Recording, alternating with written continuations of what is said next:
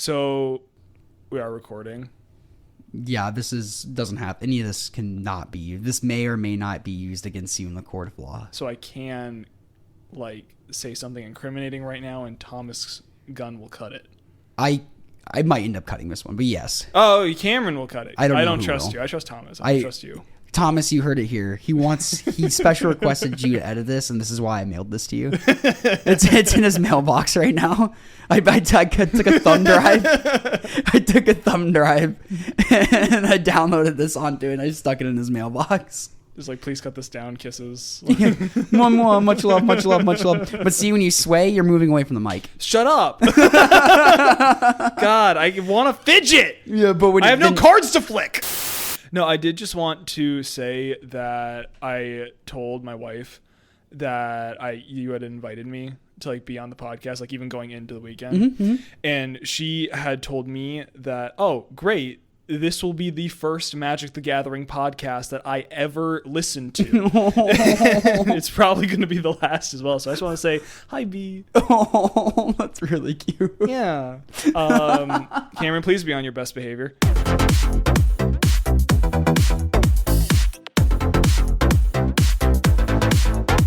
Welcome back, everybody, to another episode of the Common Ground Podcast, your favorite podcast. We talk about your favorite format, Pauper. This is episode. I actually don't know what episode this is. You should have looked that up, yeah. No, we're recording this out of order. Oh. I'm pretty sure.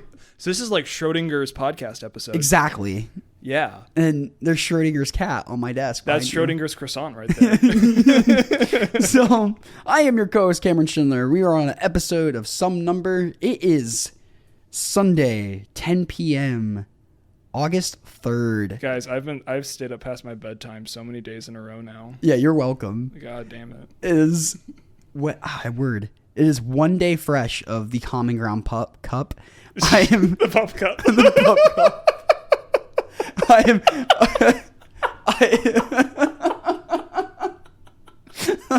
that break you? Why did that break you? I don't even want to retake that. That's funny. It's fine. I'm joined by Zach Geraets, as always. No one says my name that way. How do they say your name? Zach. Oh, they say Geraets though too?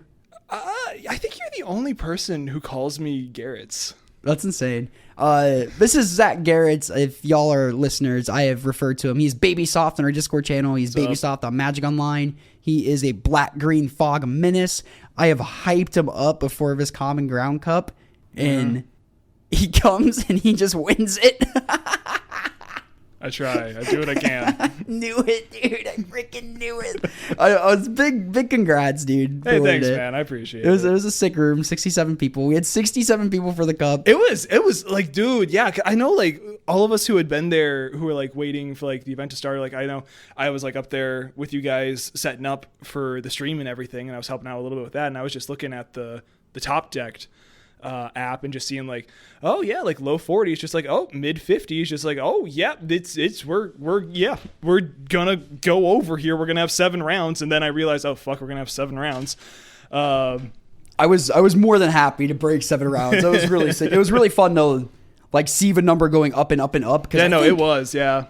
A couple of days I checked it, we only had 30 something. I think I was, because I was so paranoid because I had bought a plane ticket, and I was because at that point it hadn't it couldn't register yet, and I was just I don't want to buy a plane ticket and then not get registered, and everyone, because everyone was in the Discord was talking about it, you guys were hyping up, and then it gets posted, and then I'm the third one to register, and then I stay the third of 3 people in it for a week straight, and I'm just oh, I didn't have to worry that much about it. Yeah. It's Magic players, we're all just gonna sign up last minute. That is real. That is real. Yeah, I couldn't be happier that you won it, man. I hyped you up. I appreciate it. You and I go way back to way back, a few years back, like 2022. Yeah. Yeah, but I feel that was like a very transformational time for me as a Magic player. I think you coming into the shop like made me a much better player. Dude, you were good when I got there. You knew what you were doing. I don't think that's true at all. We cannot have this podcast just be each other glazing. It's gonna be one another the entire time. People are not gonna want to listen to that. No, that's true. Side tangent. I think there's like 3 transformational periods where it's and I'm Preston, one of them. Yeah, yes, thanks. Preston and Gavin at our store, you coming in, and then like me moving here into Nashville and just like, oh wow, everybody's way better than I am. Like I joke a lot, sure. Be like, oh, I'm so good, but like no, the scene here is incredible. I think we have a lot of talented players here, dude. Actually, that's been the best part of this weekend. Is just getting to come out here and meet like all the Nashville crew and like see all of those like they're good incredible people. They're all so freaking cool. We cubed today. It was fun, so I Anna and I, we were in the finals together yesterday, and we were in the 0-2 finals of the Boomer Cube today. I can't even. That's insane. You just crushed the tournament. Both of you crushed this tournament, and then just cube next day, crap the bed. Yep, that's awesome. So, dude, you had an incredible tournament weekend. Why did you pick the deck? Oh, because I've just been playing it for the past 2 months, and I didn't play anything else. And I kind of realized about 2 weeks ago, it's like, man, I am just gonna play Fog, aren't I? Like I was gonna get around to testing some other decks. What drew you to the deck? Like, because from my knowledge, you didn't play a ton of Pauper. Yeah, so I got back into Pauper. I originally started to play the format when I was in college back in like 2018, 2019. Mm-hmm. So I know Hippo sometimes makes references back to that era of Pauper, and I get really nostalgic because that's when I like first got my Hippo might be stuck there. Yeah. No, shout out Hippo. But yeah, that was like the first time I got my Magic Online account and like just trying to buy into a format because I wasn't aware of rental services at that point, nor do I think I would have trusted them or anything. Like at that time, just like Pauper was like $20-$30 for a deck. Like, yeah, I could do that. I was just a college student. Like I could afford that. And that's how I first got into the format. And then I started trying to do like a little bit later as I got more into Magic in my local scene there. I started playing in like RCQs and that type of stuff. Kind of played more modern a bit. But then kind of just with like the pace and the way that the WotC has handled format management, especially for those RCQ formats like modern and such. To be fair, in the South Dakota scene with the RCQ, especially when it started, you can only host one a season at the beginning. It was I was already here in Nashville. I moved away already, but yeah, like we literally had 2 shots within 2.5 hours. Yeah, we had Sioux City and we had Sioux Falls. There's only one shop in Sioux Falls that would do them. There was another one. I don't know if I've told you. Nerdvana? Yeah. I don't know if I want to shout out. I don't think the store exists anymore. It's terrible. The guy was a total creep. If it exists, do not go there. Do not support it. It was so bad because it was literally the first weekend that we had RCQs again, like after like post COVID, and like the first weekend that they brought them back that you could have one, or just brought back the competitive system at all. Yeah, just at all. Yeah. And like I was just like, oh hell yeah, like I want to try and get on the Pro Tour. Let me go to this store. And so I go and like I'm texting one of my college buddies, Carter, and he was like driving. He lives in Minnesota. He was going from Bismarck over to his hometown. He stopped through Sioux Falls. We were gonna play the tournament together, and like he shows up there, and then I think a couple guys from Yankton show up there, and then some dudes from Des Moines, Iowa, drive 4.5 hours to come here. And then there's 8 of us in the room, and there are no Sioux Falls locals. Like there's none. It's just us Yankton guys, a dude from Bismarck, North Dakota, and then some guys from Des Moines, Iowa. And the 4 guys from Des Moines, Iowa are like, well, what the hell is happening here? Like I have a wife and kids and I have a dream of the Pro Tour. Like, what are you doing to me, man? And like the store owner was just incompetent. Did he say that? Yeah, no, he literally gave a speech of like, because we had been like, no, yeah, we can totally do it. And he was like, wait, guys, nope, we can't do it. And he did that 3 different times. It was embarrassing. It was so bad, dude. Wow. But how'd you get back around the Pauper? Right. Yeah. So I kind of ended up falling out of Magic a little bit. I still listen to like all of my podcasts and stuff. I kept up with like news and stuff, but I wasn't really playing as much anymore. I still had my Moto account, but like I had like lowered the tiers of it. I should say I got like a Mana Traders subscription, but like I dropped it down to like the lowest tier because I was just like, I don't know, effing around playing Cube or whatever. With it, and I just wasn't taking any of the competitive scene seriously anymore, and I was like selling my collection down. And then like I knew that you did like this podcast, and I like actually started listening to it at that point because I was just like, okay, like he's a friend, I'll check it out, whatever. I'll just check it out. And like you guguys got great chemistry, and like you're good. This is good. It's good. We're eating good in our ears when you guys post this. Thank you. And it like reinvigorated, like you guys talking about it and your passion for it, like kind of reinvigorated. It's like, oh yeah, I remember Pauper. Like you know what, Modern Horizons 3, they do have some interesting comments. Let me jump back into that. And I jumped back into the Brood Scale format. And I fell in love with that deck. That deck was sick. It was fire. Like, besides it just cannibalizing, like, being the only good combo deck. Yes. The deck was really fun to play. Yeah, no. And, like, I even got to, like, F around with it a little bit because I liked playing, like, a Generous End Exhume package. And, a straight black-green list. I do remember. I should have actually played that in some challenges because I did really well with it. I think I could have, like, actually had some success with it if I had, like, tried. But, like, and never got there before I got banned. But I just got hooked on playing Ichor Wellspring and sacking it to Deadly Dispute effects. Yeah. And that's basically what led me into playing Fog afterwards, is because like, oh, that's just the other deck that does this. And why not Wildfires though? That deck's lame. Fair. Like, I don't know. It's cool. But it plays Writhing Crystal. It's like, it's just such, I don't know. It's just so boring. I don't know. I don't know. I don't know. No shade to any like Wildfires players out there. I love you. I'm a Turbo Fog player. I want you to keep playing your deck. It just doesn't sing to me the way that Turbo Fog does. I don't know. There's just something weird about Fog. Me and you both share like a really weird love for this deck. Do you think we're like neurodivergent or something? And like Fog we're is our really passionate about Magic. Fixation? I think just like the really passionate about Magic part might be part of that. That might be a signal, but of like something. A special branch because we like the Sicko deck too, maybe. Yeah. There's something about. I've said this a lot in the podcast in the past when talking about this deck, but when you play something like Turbo Fog and you say, here's this axis of the meta that really cares about attacking and trying to lower your opponent's life total to 0 in the fair way with Mono White Weenie, even Tolarian Terrors, they have to attack to kill you. Yeah, most decks in the format do care about combat. Exactly. Like as an axis of their game. And you just say, this part of the game, I do not care about. I am not going to interact. Like, you have to interact with your fog spells, yes, but this is a part of the game but you I'm get not to do going to it interact with. You get to do it so efficiently. And it's so effortlessly. Like when they're having to dedicate like mana upon mana and like cards upon cards to the battlefield, and you can answer that with a 2 mana instant speed fog effect and like still have access to all of your resources to do other shit like draw cards and make treasures.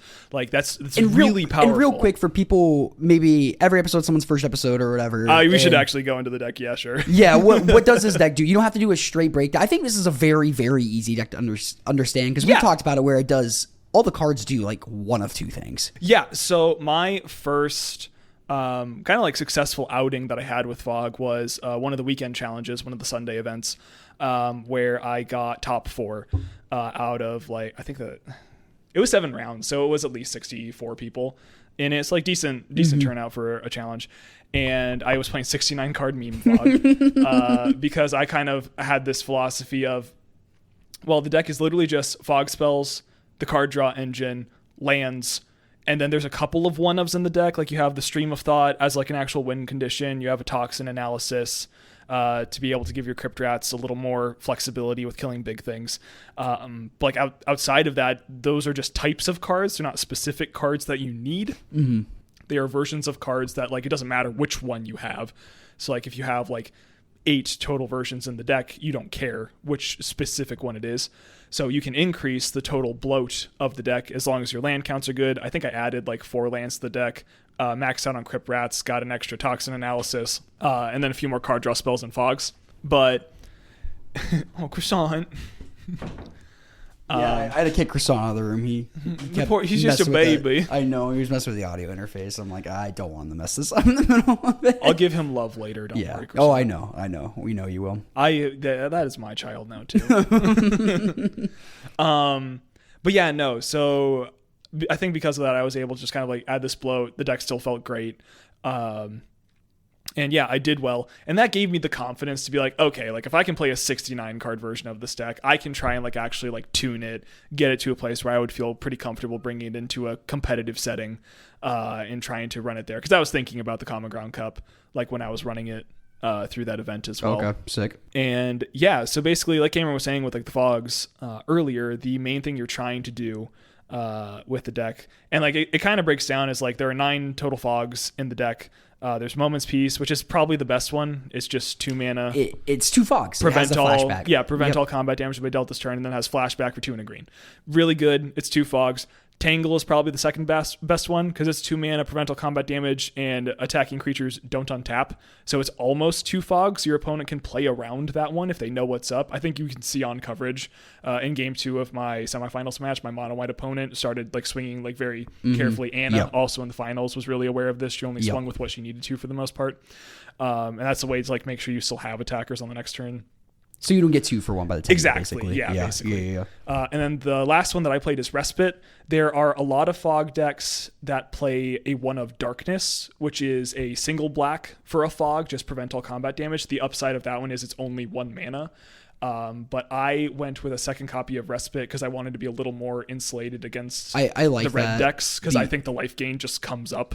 I like that. The 1 mana fog never came up for me. It came up in the fact that I literally planned come around up for me once in my time playing it, and like there have been moments where like, okay, I only have 3 mana, I have a card draw spell, and I'm dead on board. If I cast this and draw Darkness, I live. Yeah, but like you're in a bad spot there anyway. For the most part, when it comes up, it's because you're playing. You see the Darkness in your hand. You're playing around it being 1 mana. Yeah, you're maximizing the efficiency. Yes, it gives if you just have a 2 mana fog, there are upsides to it. But yeah, I went with a Respite instead. And then I play 10 of the card draw spells. The Fanatical Offering, right? Yep. Yes. Fanatical Offering. Yeah, that's the one that makes the Eviscerator's map. Insight. Yep, and then Eviscerator's Insight, and then I play 2 of Reckoner's Bargain, which is the one that gives you life gain based on what you sack. Okay. And then 4 Ichor Wellspring. I play 3 Limbus, and then I can never remember the name. Mycosynth Wellspring. Is it Mycosynth Wellspring? Mm-hmm. Yeah, Mycosynth Wellspring, which I liked, and I have liked for a bit. There's some fog lists that run Heaped Harvest, which is the 3 mana when it enters, search your library for a basic. I found it a little when you sacrifice clunky. it, search your library for basic, and it actually like, ramps you. It doesn't put it to hand like Mycosynth. Wellspring. Yep, Wellspring. Got there. Lattice is the big Lattice, one. yep. Yeah, Lattice is not a common. Nope. But yeah, I never really understood the point of wanting that. It is a food, so you can pay 2 and sack it to gain 3 life. And so do like, the rampant growth yeah, thing. and still do so it's like 5 mana, ramp 2 vegetation. lands and gain 3 life on its own, which like it's fine. I felt clunky when I played it. I agree. And also like Fog is the type of deck that you're planning to get to turn 20. And so like what's the point of ramping? You're gonna hit that land drop anyway. Agreed, but the hardest part about the deck is getting out of the early game. Right. And that's why I like that's the game. Yeah. That's the whole cat and mouse of can I make it to turn 20? Yeah. There's really this, it's not even turn 20 because like you've won the game if you get to turn 20. Yeah. You're winning the game on like turn 10. I don't know. We saw you in coverage quite a bit. Not being able to maximize all these fogs and draw twos because you couldn't find a heap gate. I don't know. I never felt that bad, and it looked a little sketchy in a couple you watching it. If it looks sketchy, cool. I'm glad that some tension was there. I was not feeling too bad. Honestly. That's hilarious. You were never sweating. Not really. Oh man, I don't know. You looked strained in a couple mana spots where I'm like, if you just had a heap gate, this would be wrapped up. If I had a heap gate, would have been yeah. It would actually. I could have we could have gone home earlier. Surprisingly, true. Surprisingly, one of the most important cards of a deck is Heapgate. It's honestly the reason why the deck can exist in the way it does, and it's the reason why Black-Green Fog I think exists at all. It's the wing edition. Secretly. Yeah, it is because there is some blue-green versions of the deck. You know what filters mana? I didn't know it filtered mana. I probably played the card hundreds of times. I knew it made treasures, obviously. I didn't know it actually filtered mana. I'm so disappointed in Cameron. I have a podcast. The man has played this deck a lot. I'm sure that it, I don't know. It doesn't matter that much. You can spend 3 mana, make a treasure, and like that's one more mana than filtering it. But like, good Cameron, That's hilarious. I've done that a lot too. like, good God, I know. you actually have done that. Yes. None of my opponents have ever said anything. So they either thought I was stupid or they didn't realize it filtered it. Or they probably just saw me tap 3 because I'm like, I'm going to tap 3 and filter. And so they probably just like if they did know, they probably like, oh, like misunderstood them or whatever. You know? That's so crazy. Yeah. Dude. So the goal is like turn by turn on their instep, you're making a treasure or 2 a turn. That's right. And yeah, so really what you're trying to do is get to a spot where you're able to maximize the efficiency of your combat interaction, of being able to just like nullify their ability to kill you for 2 mana every turn. And then with the like 6 extra mana you have, you can make a treasure and draw 2 cards. Or you can make 2 treasures if your hand is already full and you would go to discard if you would draw more cards And or something say like they that. cast a couple spells, you cast a fog, a draw 2. Here's a weather storm. I'll gain 15. 12 to 15 is usually kind of where you want to cast your weathers. Very rarely you'll get like, sometimes you have like 2 weather storms have a really big turn where you gain like That's 21 nice. and then 24 after. Yeah. Those are like, wow, this is locked. I have ended games before at like 100 plus life, and it's like, yes. And so all this is building. How do we close the game? Sure. So the reason why the deck is 61 cards is because that one card is Stream of Thought. The worst and best card in the deck. Worst and best card in the deck. The reason why the deck works and the reason why you have to mulligan some of your openers. You do not want that card in your hand the first 30 turns of the game. No. Like, actually. Like, kind of actually, yeah. Yeah, so Stream of Thought, like, we know from High Tide, like, Stream of Thought is kind of what also makes that deck as potent as it is. And Fog is kind of just doing the same thing High Tide is doing, but with a different approach. We're using a mana engine in the form of Heapgate. We're making treasures over time, keeping ourselves alive for that time so that we can maximize it. And then we're killing our opponent in one go with the Stream of Thought. And the reason why Stream of Thought is so good is because it's really hard to interact with. Because of the replicate on it. Because of the replicate. You can't counterspell it. I had multiple basically. games where I could have presented a lethal Stream of Thought on my opponents, but they were like, I played against a lot of blue decks. And I was just thinking, well, if they have a counterspell, they counter one of them, and I'm 2 cards short of milling them out, and then they kill me with what's on board, and I had to tap out to do this, and I just die. So I would just But Fog gets itself in these scenarios where you're not in a hurry to win. Right, Like you exactly. said, the game is locked up. I could have ended the game there, but I also had 2 more Fogs in my hand, so I also could just keep playing the game. Exactly. You And probably have Fogs, you probably have draw 2s. Get to a point where they still have to draw for their turn, like they're still playing the game, and like I'm still making treasures. And if things ever get so drastic, you have these campfires which can shuffle your library back. That's or your true. I forgot graveyard to back mention in. some of the tech stuff. Like Campfire and Weather the Storm are part of the life game package. Package. Oh, God. patches. Patches of Houlihan. No, so Weather the Storm and God, I'm so thrown Campfire. off. Campfire. Jesus. They're kind of the honorary fogs of the deck in that if your opponent has like a Furby in play, Campfire is a fog. If Like- your opponent's not swinging, like after you Crypt Rats them, it's like almost banking Fogs Campfire- in a really weird way. Campfire and Weather the Storm, because of I forgot to mention Crypt Rats. Oh, Yeah, low-key. we'll get back to it. Let's talk. We'll get back to it. We'll Sounds come to good. it. We'll come to it. Crypt Rats is a really important part of the deck, and you need to be able to make sure you can put yourself in situations where you can still activate it, because Crypt Rats deals you damage too. So you have to make sure you have life total to work with to account for that. And I feel like I never board out both Campfires because I always want to make sure I have access to at least a little bit of passive life gain. Yes, and like one way to shuffle in, just as a complete failsafe. It's never come up for me. Oh man, I guess I'm no, that's not true. I'm insanely paranoid about it. Yeah, that's actually not true. I actually did have, I think in my first round of the Common Ground Cup that I actually played because I got to buy round 1 because But even then, when you've like gone through so many of your fogs and you know there's only a few left in your library and you still haven't found your Stream of Thought, and you're looking at a graveyard full of fogs and draw 2s, because you're not putting things. The only things you're putting in your graveyard are fogs, draw 2s, Crypt Rats. Yeah. You are happy you to can draw shuffle any in, of those. You can shuffle back in pure action. Yeah, in a lot so of game states. Yeah. like you just do that, and your deck is potent, and you can play the game for another actual 30 more turns. Yep. So I like having that aspect. But what were you saying? I'm sorry. Yeah, no, I was saying that I think it was one of my Demir mid-range opponents. I think in the first round I actually played in round 2. I had a Campfire on the stack, and they were like, "Oh no, I played Turbo Fog. I know what's going on here," and they counterspelled it. And in the moment, I was kind of like, Yeah, I don't think he should have counterspelled that. That's probably fine. But like, the card has a reputation of just like making games go longer and like whatever. But like the card itself isn't actually it's not part of your card advantage. It's part of your like keep myself alive in the form of keep my life total high and also keep my deck full. Your survival in a really weird way. It's campfire. It's a funny. It's a long rest. Yeah, that's really funny. Yeah, it's almost like they had good flavor for Baldur's Gate. That was sick. Yeah, that's really, I've never thought about that. That is really funny. And it has the sick commander text line on it. It does, and I had multiple players comment on that. I was just like, yep. Was Ellison one of them? I think so. That's awesome. I love that. We love Ellison here. I especially love Ellison. He put up with a lot of my. Yeah, he's great. I'm glad. It was so great to see like worlds collide a little bit too.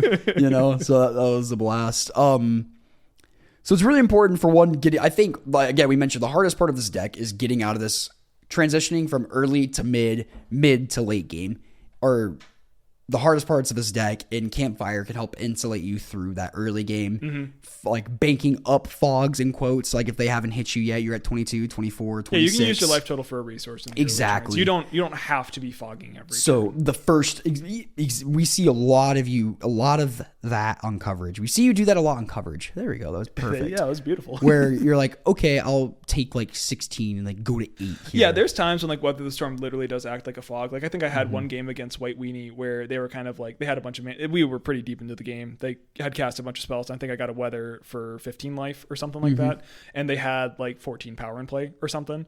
So like that's a fog. Like I can let them hit me once. Yeah. And like it's fine. And also like it's not like White Weenie has a lot of reach as far as like burn or anything like that. So like I can get my life total get pretty low against them. I just have to make sure I can Crypt Rats to wipe the board if I need to. I was just about to say, I think the best fog in my deck is really Crypt Rats. In a really bizarre way. So that's like kind of the interesting thing is that Crypt Rats makes it so you don't need a fog for every turn of the game. You just need to fog until you find Crypt Rats. Yeah, exactly. Because you want to build yourself to the position where you've built up a bunch of mana either through heap gates or it's just mid game. Just making your land drops. And and maybe you only need Crypt Rats X equals 3 or Crypt Rats. Usually the time I activate it 3 through 5, there are these big swing cases where you're activating for 17 and you're at 20 and your opponent's at 17. You're just killing your opponent. I think in my White Weenie match, I think I literally was like had the Crypt Rats and was like activating it, and then I realized I have 9 treasures. My opponent's at 11 life, and I already have an activation of Crypt Rats for 5 on the stack, and I'm at 17. Oh, okay, just whole priority duty. Yeah, lethal. Yeah, exactly. That's hilarious. That's like top respin top. Yeah, exactly. What did I put back on top there? That's insane. That's cool. No, yeah, but if you want, I can run through my tournament quick because we're kind of like dancing around like different parts of it. Yeah, we are. Okay. I feel like that would have been the vibe. Yeah, but yeah, sure. Just the importance of Crypt Rats of a deck is insane because it's one. It gets you out of that mid game once they've built up a board. And you wipe their board and you're like, wow, I don't need to cast a fog for like 4 turns. Maybe I already insulated my life. So if they untap and say they were playing around it a little bit by not overcommitting and they go like Furby, Mirror Enforcer, and that's 10 power on the board. Maybe you've been like campfiring and Weather Storm while you've been fogging. You're like at 30 something. You're like, okay, I can take like 6 hits of this. Well, yeah. And that's another part of that is that not 6th. If you're at 30, you can't take 6 sets of 10, but sorry, continue. Yeah, no, I get it. Your opponents who like kind of know what you're doing and understand, like know that Crypt Rats is important and will like hold like their resources in their hand and like won't commit more than they need to the board. And so on the one hand, that kind of means your Crypt Rats is worse, but it also means that your life gain effects, like your campfires and your weather storms, it's easier to manage. It's easier to manage. Yeah, your life exactly. total. They're not pressuring you as much. You can take more hits. You can save more fogs. You can also get into some situations where like, oh shit, like I'm at 6 and they're attacking me with a Mirror Enforcer. Is it okay for me to go to 2? Because then that means I have to fog for anything that attacks me. You got to be very careful against any deck of burn or makeshift munitions. It's true. Yeah, if there's if any you're playing of that, against makeshift munitions or you want to be at 10 at least. Yes, like you have to assume your opponent has makeshift munitions hand at all times and can untap fireball you for whatever. You got to be very cognizant of like if my opponent has makeshift munitions and they have like 10 artifact lands in hand, can I let them or 10 artifact lands in play, can I let them untap and play the munitions and hit me for 8? Well, and not even that. You're actually in even more trouble in that situation because they probably have creatures, blood tokens, blood fountains. Yeah, but you can around only too, do it for how much mana they have. It's true, but like they will go to your end step. Like they'll just play it, won't do anything, go to your end step, and then on your end step they'll sack all of their non-lands to deal you damage, then untap and sack everything to kill you. Yeah, like I've had that happen lands to me. Last. Yes.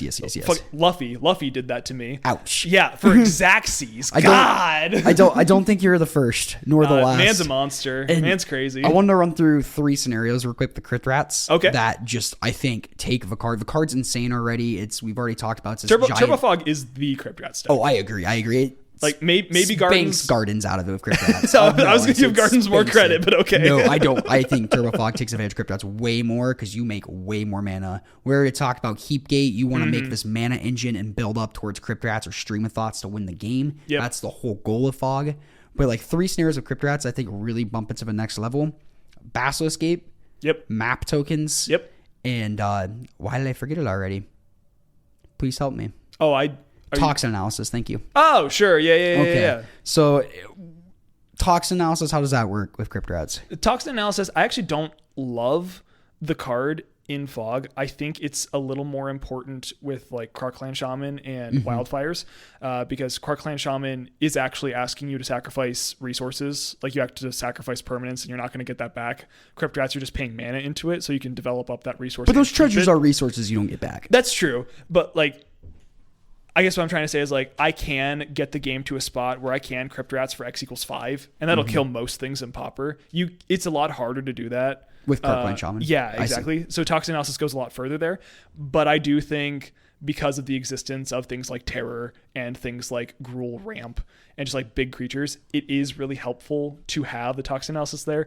Also, the deck just has a horrible matchup against Mono Red Madness, and any form of life gain in a burst it is just like a Hail Mary that can like give you some sort of chance of winning in that matchup. And if you make it to a mid-late game and your opponent like taps an interaction and you go Crypt Rats Toxin Analysis and you can pop it for 5, you win. Yeah. Yes, you gain. If there's 5 creatures on the board, including Crypt Rats, you gain 30 life there because it pings you for 5s and that cancels out the 5. Yep. And then 5 life for each creature and 5 life for your opponent. 5 times 6 is 30. Yep. So you gain 30 life there. Yes. So like whatever X equals for each creature on the board plus gross. Your opponent, that's the life you gain. Yeah, that's good. And like didn't you like send me the screenshot where you're at like 400 some life on Moto? Yeah. Because of that. Yeah, it was. And like it doesn't come up a lot, but when it comes up, you're it's sick. Yeah, it's like this is the best thing to do ever. And like the thing is, Toxin Analysis is technically a cantrip. Like it investigates. Like so, it's not true. It's not the worst card. But no, the map tokens. From Fanatical Offering and Basilisk Gate are themselves, in my way of playing the deck, are also a win condition. Because if you have a Crypt Rats with a +1/+1 counter on it, and you can just spend 1 mana to deal 1 to everything. Pestilence. It's just Pestilence. it's a Pestilence that can attack. It reminds me of Pestilence Guardian of the Guild pack. It's gross. Yeah. I think that's how I won the finals match. Because there's Anna, right? Yeah. There's a lot of X1s in Coggates, and there's a lot of X1s on the format. Yeah. So if you're able to like on their turn ping them for 1, on your turn ping them for 1, and just have this Lumen threat of just I can deal 1 to everything, including us every turn. Yeah. Comes up quite a bit. And Basilisk Gate even then, like you can do it. Typically you're gonna have 3 or 4 gates in play, so you can then do Crypt Rats for X = 3 to 4. Like just whatever. Way more. I'm saying you can do it for 1 less than Crypt Rats toughness after you pump it with gate. Yes. Okay. And then you get to keep your Crypt Rats and wipe their board. Yes. You still have your board wipe in play. They can't add to the board until they deal with that and you get to swing and attack and beat them down. I saw a lot. My experience and watching on coverage, I saw a couple times where Basilisk Gate, pump it for 6 or 7, wipe the board for 4, everything's gone, swing in for 7. Yep. And you win. It's a game where your opponent's at 20 life, maybe a little more if they have some trinkety limbus and stuff going around. They've been cracking or whatever, but they're around 20 plus life because you're not dealing damage, and all of a sudden they're at 10. Or like 9. Like you turn that corner of the Crypt Rat so fast if you have the Basilisk Gate. It's crazy. And honestly, that is the reason why I have thought about not playing a Stream of Thought, is because you can like rely on Crypt Rats and Basilisk Gate, and you can rely on that as a win condition. But there are just some matchups where the Stream of Thought is the better option. I think any Prismatic Strands matchup is you need your Stream of Thought. Yeah, it goes a long way there. Yeah. Also, just like the counterspell And we decks saw in that general. line up in coverage quite a bit. Yeah. Is like I haven't rewatched needed- my coverage, but you were telling me that you were a little skeptical of some of my plays against. No, I Mono think White. you played very well. They did very, too. Was it Nick? Was that his name? Nick, yes, the mono white player. He was yes. very good. He was. I felt so bad because he was just like, man, this is the worst possible matchup Oh, imaginable for me. And I was like, I'm so sorry, man. He was just like, it looked pretty. Though I think it was game 2 looked pretty close for a second. Yeah, And no, then- it was. yeah. It was. I don't know. Fog games never really look. I feel like fog games never look good from someone watching. I love But, them. like, I love to watch yeah, them. but we're both sickos. Yes, but the whole time I'm watching it, I felt a little biased. Well, not one because you're like a good friend of mine, but like two is like I'm putting myself in the fog player's seat, and I'm like, what would I do here? Yeah, like yeah. what needs to happen? I feel like I know the role of the deck pretty well already too, so it's easy for me to sit there and watch it and be like, oh, I know what's gonna happen. Sure. I know what he's gonna do, so it's like I know I can see this game from. It's one of those decks where I feel comfortable enough to say I can envision the game 5 turns from now. Yeah. And like if you can feel Well, it's a type comfortable, of deck where you can do that to some extent. fairly because easy because you know what you're doing. You have a very predictable game plan. You're playing draw 2s and fogs. Yep. Yep. It was somebody put in chat like, I wonder what fog's gonna do. And then you cast Stream of Thought for lethal. And I'm like, not. And they said play another Thog. And I was thinking, wrong. Stream of Thought for lethal. That was really funny. Oh, yeah. You want to do a little quick tourney recap? Yeah, I can run through it. I didn't take too many notes. Yeah. You don't have to go super in depth. I guess the first thing that I want to address. Your 100% game win. That wasn't what I was going to say, but yeah, I did. I Didn't lose a game. I literally played the least amount of Magic possible because I think Well, no. when the tournaments, hear me out. You won the tournament by Hear me out. You can't say So that. when 'cause the if you tournament- O2 drop When there. the tournament started, I thought it was 68 players, but then on my screen it says round 1 bye, and I'm like, what? We had an even number. How? And so I'm looking around, I'm like asking like judge and I'm just oh wait, 67. I do have a bye. I'm gonna go get Mexican food. That's yeah. I'm in the coverage booth, and all of a sudden I get a picture of Zach eating food, and I'm like, I thought there were 68 players too. I'm like, did he lose already? I'm like, what happened? Because he didn't win already. That's for sure. Yeah. So, that's funny. So round 1, that's the best time to get the buy. No, it's because you only get a buy if you lose. Like past It's that. the only So, time yeah. you want to buy. Like honestly, It makes your breakers incredible too. yeah. But yeah, so then So after it's that, not losing a game, but True. Round 2, I play against Blue Black mid range. They were on Gurmag Anglers and Tolarian Terrors, and sneaky snackers. I don't know if they had Sneaky Snacker. I don't remember for sure. They might have. They did not have Spell Starter Sprites. That was my round 3 opponent who had that traditional. Fayless, black blue fay. It wasn't full on Black Blue Fey because they also had Tolarian Terrors. No, they did. Interesting. They had 1 or 2 Tolarian Terrors. That was more of the mid-rangey, modern age, Okay, discard snackers, that kind of value-y blue-black pile. That is it. Barf who plays that one on Moto, or I don't remember for sure. Yeah. Who plays that one? I'm sorry. That was round 3. But round 2, mid-range game. I'm feeling pretty comfortable in that game. This is the opponent that countered my campfire, and in the moment I was kind of like, that wasn't the important card, bud. I'm sorry. Goes to my graveyard. I think I cast a draw 2 after that, and sack a Wellspring to draw 3 like immediately after he counterspelled it, and I was like, Yeah, that's yeah. We'll circle back to that in a second. But that game was the one game of the day that I played that I was like looking at the clock, because I had like my mana engine going. I was like making 2 to 3 treasures every turn, and I had the Stream of Thought in hand, but I was also just like eyeing the clock, and I was remembering what you had told me, because I've never played this deck in paper before, Which is wild to me. I've only played it on Magic Online, so I just been like clicking, and like you have on Magic Online, you get 25 minutes to complete the match.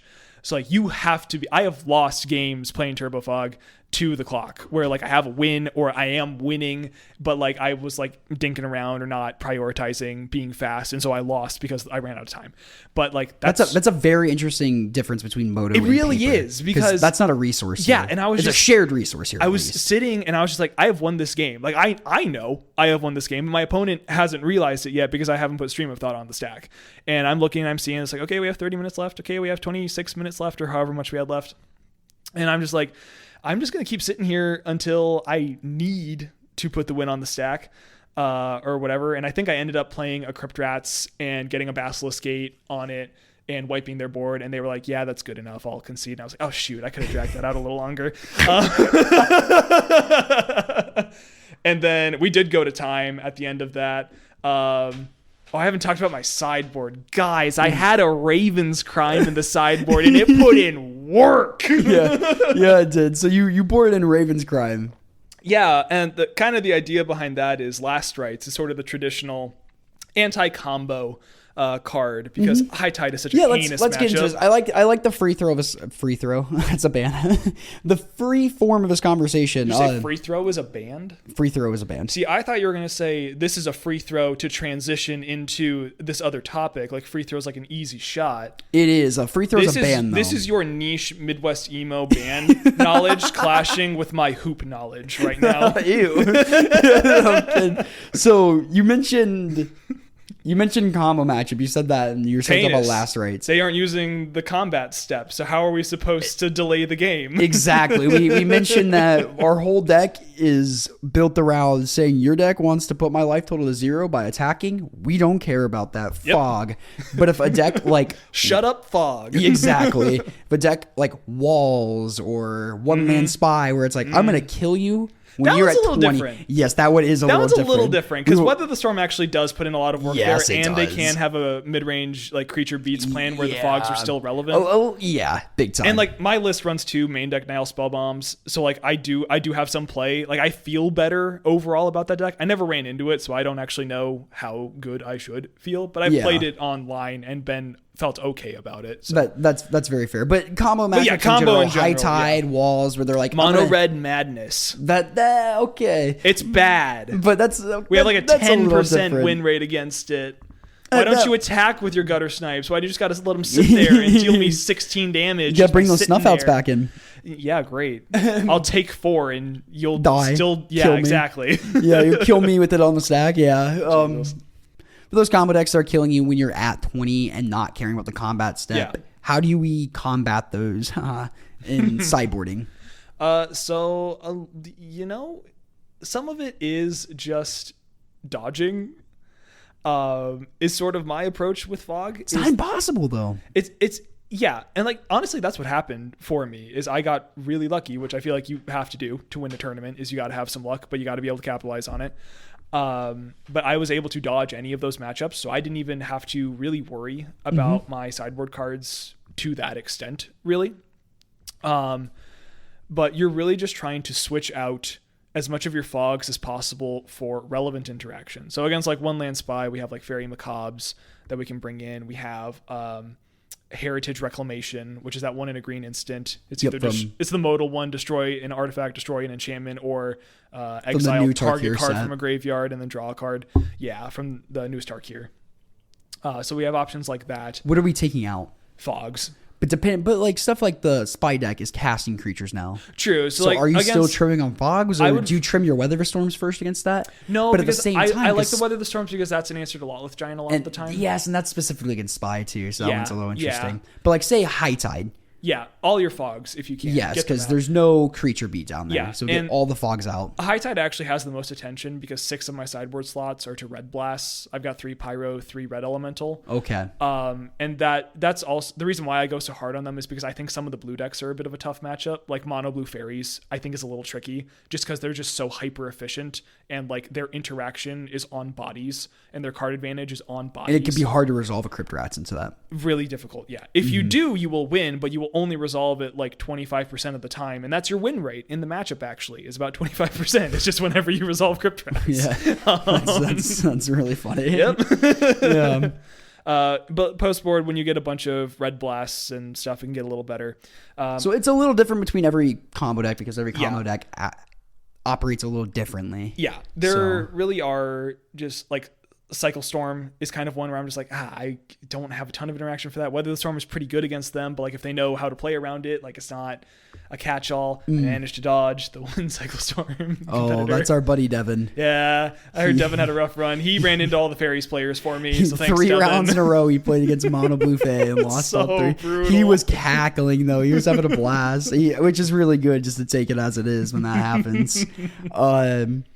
But last rights, the importance of last rights and combo Yes. matchups is insane. Yeah, and so last rights is the reason why I don't love it in Fog is because you're having to go down a lot of your resources in hand, which Fog really is like a hand resource deck. Like most of the game, you have 5 or more cards in hand. I think where I differ on that though, go ahead. is your resources in your hand are mostly meant to deal with the resources on the board and through the combat step. So if your opponent's not interacting with you through the combat step, That's true. if you're dumping a lot of these kind of mediocre leftover plan A cards, Life gain and Fogs. yes. If you're just dumping stuff like that, or even like Eviscerator's Insight into the graveyard where it has Sure. the flashback and the board's clear, I don't feel bad for both of us starting at square one again. Sure. Especially if the board's clear and I have an Eviscerator's Insight in the graveyard. I feel like I'm ahead in that. I get that. My issue with it is I don't love going down on that many resources without having the ability to close the game quickly. Fair. Because you just get back to the position where your opponent's combos you out. Exactly. My view of it is like, yes, I will delay my opponent by 6 turns, but I am not going to be able to end the game in 6 turns, especially if I discard all of those resources. But you're also drawing cards. It's Most true. of your deck is just draw cards. It's true. And like, I'm not saying Last Rites is bad. I'm saying Fog has a hard time of taking advantage of what it's good at, which is getting both players hellbent, which then advantages whoever is like ahead on board. But Fog doesn't really get ahead on board very easily. But that's why you bring it in against the combo decks. Right. But that's the thing. If you're in a top deck battle, I like playing combo from time to time. I would take the top decking combo deck. I would take the deck with a million draw twos.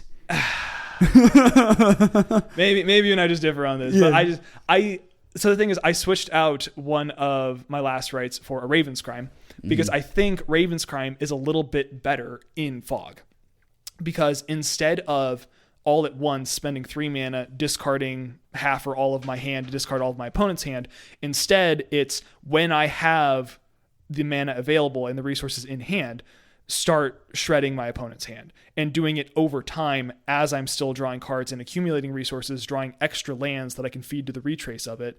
And it's also a card that carries weight in mid-range matchups.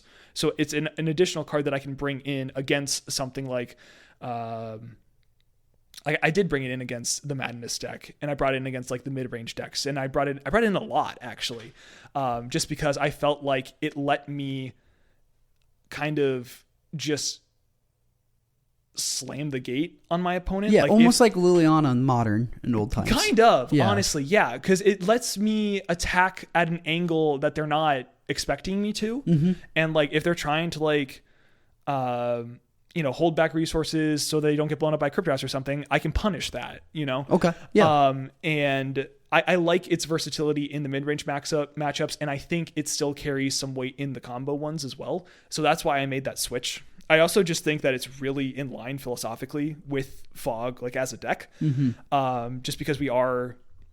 This is kind of something I want to get into. Like Fog is like one of the best economy style strategies in like all of Magic the Gathering that I've ever played. But like economy being like if you have like rush decks or aggro decks, and then you have like defense decks and you have economy decks, it's kind of like the strategy circle of different archetypes. Okay. That sort of kind of emerge from strategy games. Magic being a 1v1 format. You guys had depends who you ask. Well, yeah, okay. But you guys had that Who's the Beatdown episode the other week, which is like fantastic episode, by the way. Thank you. You always have someone who is pressuring, trying to end the game, and someone who is trying to stop that pressure and respond to it. And sometimes in the case of Fog, the beatdown is the clock. This is true. But the thing is, Fog will always position itself, or philosophically, Fog always tries to position itself as a economic defense strategy. I like that. You are trying to be anti-rush. You're trying to be anti-mid-range. Mid-range would be the center point of that circle, like not falling cleanly into the rush, defense, or economy. We're like in the middle. We're taking elements of each. These are decks that people describe as the fair decks. The fair decks, yeah. This is like your Glint Blade. This is your the blue-black mid-range decks. This is your Wildfires. This is your Jund Wildfires, yeah. Then even some of the more aggressive decks like mono red aggro, maybe not mono red burn. Yeah, if we're talking like more of like Rakdos Madness. Rakdos Madness, or if we're looking at like Rally Red or something like that. White Weenie. Weenie, yeah. Those types of rush aggressive decks again, that are focused on creature attacking. The non-blue, non-red aggro decks like Elves, or the mono black sacrifice. Like all of those decks, Fog feels very comfortable into them. Once you start getting into something like rush defense, which is what I would say that mono blue Fae is, when they have that aggro element and that counterspell element that can keep you tripped up off balance, it gets a little tougher. That's why we need to have all the red blasts. And then once you have that aggro economy element, that's where you get into combo, where you get kind of that rush strategy, but the rush is accumulating resources to get to an overwhelming finish, like a stream of thought to kill your opponent. That's High Tide, for example. Exactly. Exactly. And that access style of strategies takes advantage of your slow economy, because both of you care about the economy. One's doing it slowly, taking advantage of the mid-range stuff and the aggro stuff. One's doing it very fast, like High Tide, and then fast beats slow if you both care about resources. And like in that same strategy circle, like that's why High Tide is good against like the mid-range decks. Yes. Because the mid-range decks are operating closer to the Fog angle of like, we're trying to do an economy strategy over the length of the game. And then why Rush Fair could be good against the Rush economy. Exactly. Yeah. Okay. Or Rush defense. Kind of weird like quadrant theory. Yeah, it is. Instead of applied towards how good of a card is, applied towards strategies of a deck almost. Exactly. Well, and not even like for cards, because individual cards will fit into each of those strategies as well. Like the card Ichor Wellspring is an economy card. Yes, it does nothing to rush. It does nothing to defense. It only draws cards. It is an economy card through and through. While Spellstar Sprite fits into that. That's that defense and rush. It's a hybrid. It's both of those at the same time. I like that's a cool theory. Yeah, it is. Where have you heard this from? I would shout out my notes. Your notes was Zach Geraets. Distraction Makers, not me. Distraction Makers, they're like game designers, Gavin and oh my god, I'm not gonna remember the other guy's name. They're both great. They've done art for Magic, and they talk about like other stuff, but like Magic the Gathering is like the best game ever. So they just end up talking about it a lot. Cool. So like I've never heard of that, so it's like really interesting. I would highly recommend them. That's where I got this idea of the strategy circle, which honestly is more of a triangle. It's got 3 points. I imagine it as like a square. Why? Because we had the 2 economy decks, we had the 2 fair decks. Oh, okay.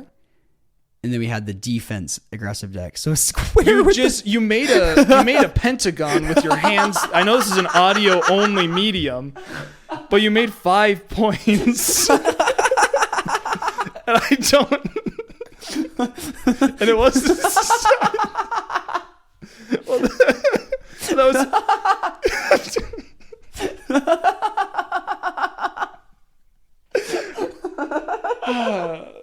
The perfect square. Oh god. Okay, so I like that theory, because a lot of times I'll hear Magic theory and like I can't remember who coined it. Maybe I think it's one of the limited podcasts, but they were talking about quadrant theory where cards can fall either in like late game, early like game. Is it good when you're ahead? Is it good when you're behind? Is it good when you're at parity? Yes, exactly. That kind of thing. Okay. And I'm like, okay, well, I think Magic's a little more complicated than that theory, where this is always a card I use to break Magic theory, where it's like Fable the Mail Breaker. It just does so much. Yeah, that card is just accesses. text on text on text. And maybe that's why it makes it a 10. I mean, yeah. Yeah, so maybe, yeah, but... Fable the Mirror Breaker is also one of those cards where it's like, it's firmly an economy, but also presents a threat, so you could maybe categorize it as rush. It's probably not a defense card. Draws you into stuff late game. Yeah. 2 flip Fable's pretty gross, but we're getting a little bit off topic there. No, yeah, totally. That was a topic I wanted to hit, but like, yeah. I like that a lot. That's really sick. Yeah, no, Fog literally is trying to be that economy defense strategy, and like that is just inherently going to be weak against like the aggressive defense and the aggressive economy strategies. I like that. So like you're trying to, because like if I'm thinking of it as like rush as the point on top, as a triangle, rush as the point on top, economy and defense on the lower one. So you're trying to hit that middle rush. Why would you say you have a good matchup against these blue-black decks? These blue-black, because I would consider those like rush defense in a weird way, because Terror turns the corners real quick. So Terror, I would also classify as rush defense. I think the thing that makes that matchup slightly more favorable... I guess I said more blue-black, so maybe let's focus more blue-black there. The issue with blue-black is that they have removal spells in their deck, and you don't care about them. So they just have between 4 to 8 dead cards. Versus something like Mono Blue Fae. Exactly, where they have no dead cards. Yes, they're interacting They maybe have like 2 to 3 Bind the Monsters or something, yes. But like they draw enough cards and like present enough threats that doesn't matter. That makes sense. Okay, got you. Yeah, and Terror also is just gonna. It's not like they're playing a 5/5 on turn 1. They're playing a 5/5 on turn maybe 3. You get to set up a little bit. You do. You get a little bit. They can of have a time. fast Delver start or something, but even then, Delver's not that scary. and really Fog. they have like 4 counter spells and then like 3 flex Soft slots permission. between like dispels and spell pierces, and you can get out of spell pierces, which are pretty quick. good. I would say that the Terra matchup is like closer to 50-50. I don't know if there is an advantage for I one gotta side or the imagine other. there's a lot of room to mess up for both players there. I think a lot of player skill does come into it. And if they're pure mono blue, I think they probably have a little bit of an edge if they know the matchup and know what they're doing. I think mono blue Terra was my round 5 matchup. And my opponent, shout out my opponent. Well, we'll get into that. Let's go into yeah. Let's go into round 3. You got round 2 with blue. Got round 2, yeah. We got into Ravens crime talk. Got into Ravens crime. No, get it back. Talk about a defense economy card. Oh, yeah, that's a card that fights on access. Anyway, gets me going. Right, round 3. That was also against a blue-black kind of mid-range deck with the Sneaky Snackers and the Spell Starter sprites, which when I saw the first Spell Starter sprite from... Actually, wait, this was a Team Hot Dogs player. Oh, this was Ian. It was Ian, yeah. Ian's dope. I remember thinking like, shoot, like I'm pretty sure this is like an aggro team. I'm pretty sure they play some pretty like fast aggressive stuff. I know I saw one. I don't remember if it was this person specifically I'm sitting across from, but I know I saw one of them playing Mono Red Madness. I'm in trouble. It's okay. I'll just take my first loss. I've gotten pretty lucky so far. And then they play like Dimir Aquifer on turn 1, and I'm like, let's go. Okay, like we good. And then Ian has played this matchup before. We've played each other. Sure, gotcha. Yeah. So. I don't remember too much from that match, honestly. The details kind of get fumbled up with Fog because you do a lot of the same thing. I think it was pretty cut and dry. I know that we had a counter war at one point in game 2 where I had a second Red Blast. I know you got hit by an Okuba Gang Shinobi. Oh, I did. That's true. In game 2, I got hit by an Okiba Gang Shinobi because I tapped out at one point. Because I was thinking that I was fine. And I had to discard 2 cards, but I discarded 2 Moments pieces. And I think Ian was like, oh. I was like, this is not the worst that's ever happened to me. Did it ever connect again after that? Or nope. No? I think I fogged from there. I think I eventually Crypt Ratsed it. Fog thing. We did fog things. Mm-hmm. We got there in both games. Yeah, not much to say about that one. Sorry, I don't know. How'd you approach sideboarding that match? Pretty similar. Raven's Crime I think I just boarded in the Raven's Crime and the 6 Blasts effects. What do you cut in that? Because you're bringing in 7 cards. Your deck all does similar things. Like fogs are important in that matchup. Yep. So what do you cut? To an extent, kind of my approach with it is fogs are taking away combat, like that's their jobs to address the combat step, but a red elemental blast on a Tolarian Terror also, or a Murmuring Mystic even, also addresses the combat step in that it prevents the threat from being in play in the first place. And so it can serve the role of a fog, but it can also serve the role of making sure that one of my draw 2s resolves, or making sure like something important resolves, protects from counter magic. So I board out 2 respites. I board out some of my Weather the Storms, one of my Campfires. I think I might keep in 1 Campfire and then just board out the other one and the 3 Weathers, 2 Respites, and maybe a Tangle. So kind of like, and then you just bring in all the red elemental blasts because that's now your interaction instead of the fogs. So how many fogs left over is that? Probably 6. I would think so the 4 moments pieces and 2 Tangles. And so moments pieces are always the last fogs you'll trim. Yeah, I don't know if I ever board them out unless they're literally High dead tide. cards. Yeah, High Tide, yeah. And for the most part, are you trimming Weather the Storms before you're trimming fogs? Generally speaking, yes. But obviously weird case scenarios with 1 land spy. Where 1 land spy would be the one where like I would probably board out a respite before I board out any of the Weather the Storms. Weather Storm can put you out of range of a lot lift giant killing you from the combo. So that's a weird case scenario. But and in that matchup specifically, maybe Campfire would go out before Weather the Storm 2 because it's a little slow to gain the life over time. Yeah. But so that makes sense there. Round 4, what did you play? I believe that was my matchup against Ellison, who was on Red Black Madness. And I talk about how bad of a matchup Mono Red Madness is because it's heinous, it's awful. But Red Black Madness, I feel like, is the polar opposite. Front of the pod, Ellison. In front of the pod, Ian as well. Yeah. Red Black Madness just lines up so perfectly into exactly what Fog wants to prey on.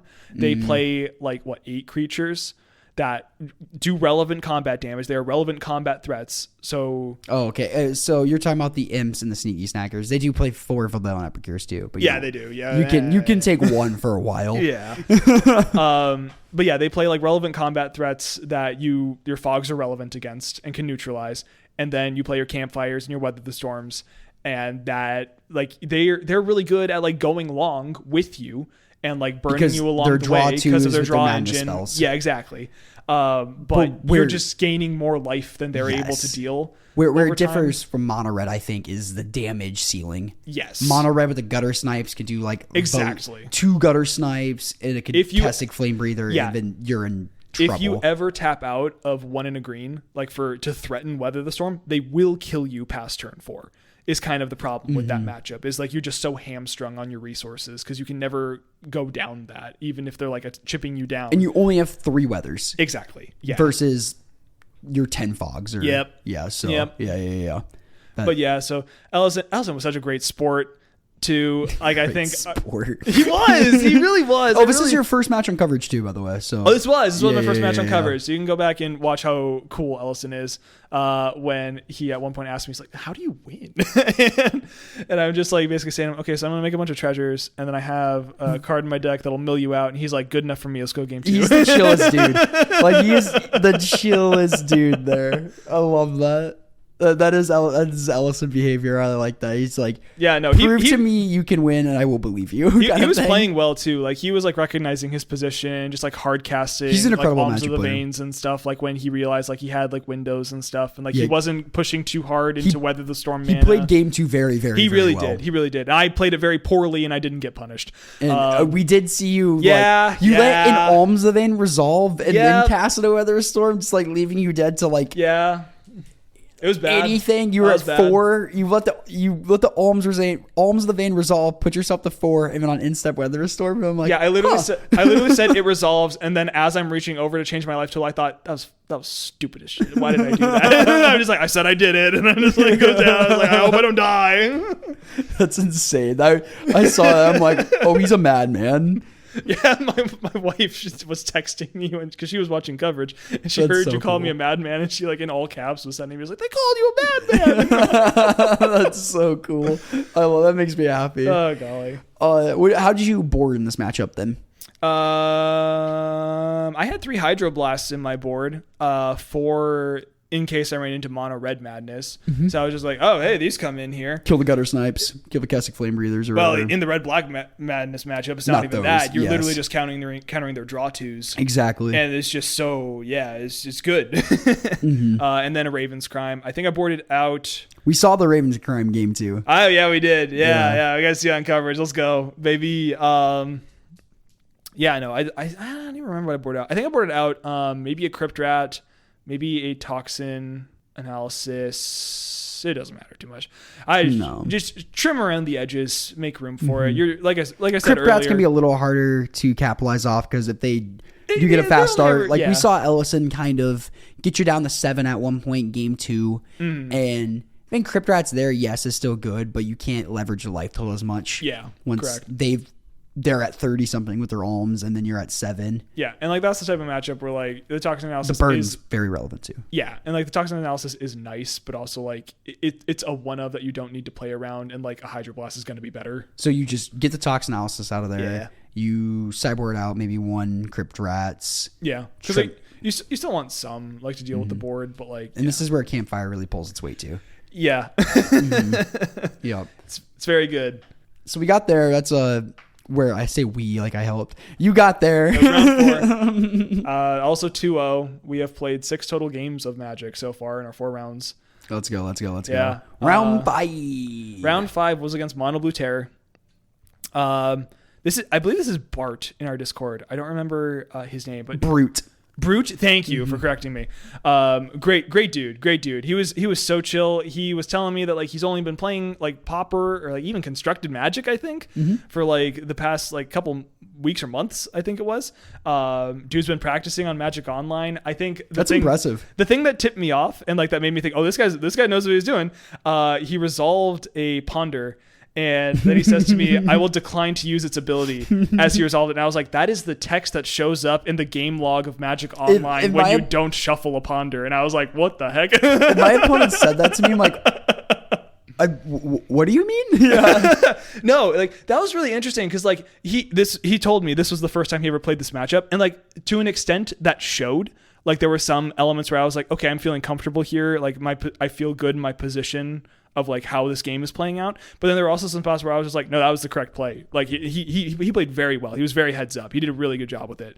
But yeah, just kind of got lucky, drew a little better, I think. He wasn't too quick to get threats out, and when he was, I was able to just fog.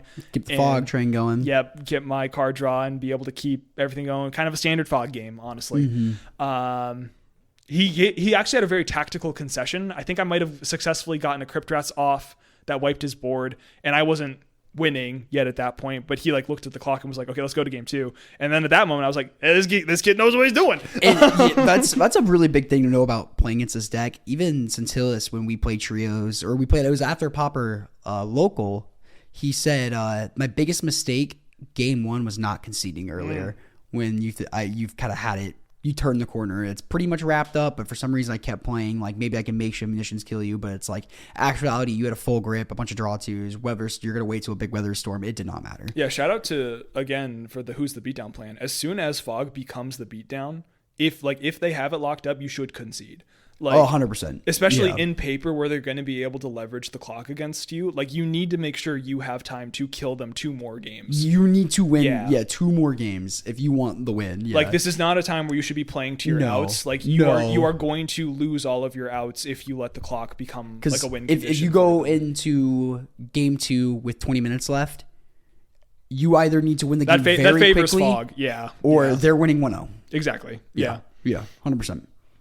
How did you board this matchup? It's Pyros and Raven Scrying. Whoa. Yeah. What did you take out? A couple fogs, and it's just the same as against the Demir ones, Weather basically. Storms? Yeah. Campfire, cut on that? Cut one? I had 5 life gain effects. I think I went down to 1 campfire. So I wanted to approach this real quick from, say, Mono Blue Terror, Mono Blue Fae side. Sure. If you run into fog playing one of those mono blue decks, how should they approach the matchup? What are you scared of? How are they going to win? Bring in your annuls. If that's at all a question for you, if you have them, bring them in, because that's the most important element of fog, is getting the Icarwell Springs effects and those limbuses as like part of the card draw engine going, and just attack that angle of the fog deck.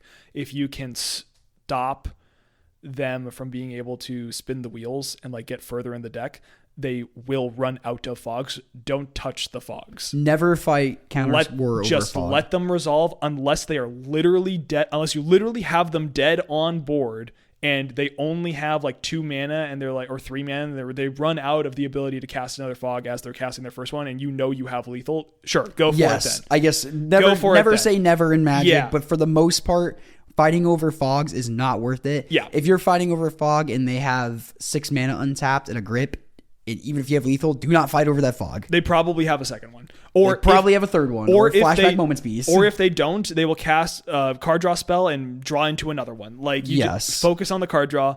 And honestly, anyone who has a good understanding of that and is able to leverage that, I feel worse against. Like, yeah, it's We're spilling the beans there. Yep.